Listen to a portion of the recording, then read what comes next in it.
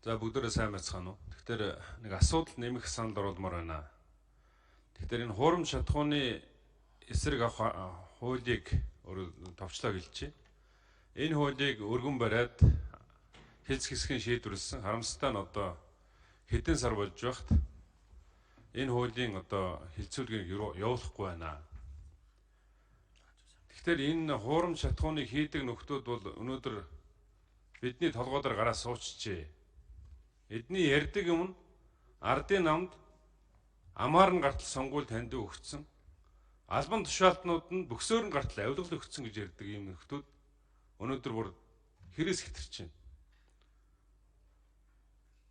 Урд хил дээр 6,000 контейнер гацсан байж байгаа.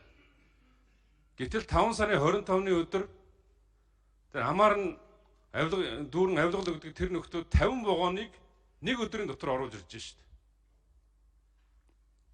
Тэр 6,000 вагон тэнд одоо монголчуудын одоо нэг жижиг сажиг бизнес эрхэлдэг нэг ганц контейнертай тэр хүмүүсийн вагон бүгдээрээ зогсож байгаа.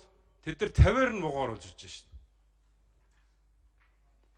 Ийм хулгайч дээрэмчдүүдийг дээрээс нь Монголын төрөө сулгаа хийж байгаа татварын хулгай хийж байгаа. Дээрээс нь иргэдийн машиныг эвдэж дуусч байгаа.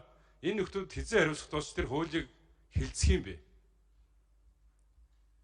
Ер нь тэдний ярьдгаар бол их хурлын гишүүдийг бүгдийг нь худалдаж авсан хүрв дуржиг нэг аргалмаар байна гэж ярьдсан байл шүү дээ. Энэ хуулийг хурдан оруулах та энэ даргын зөвлөөр ерөөсөө оруулахгүй. Хэрвээ оруулахгүй бол би эх 7 хоногт би жагсаал хийнэ. Ингэжээж энэний ард гарна.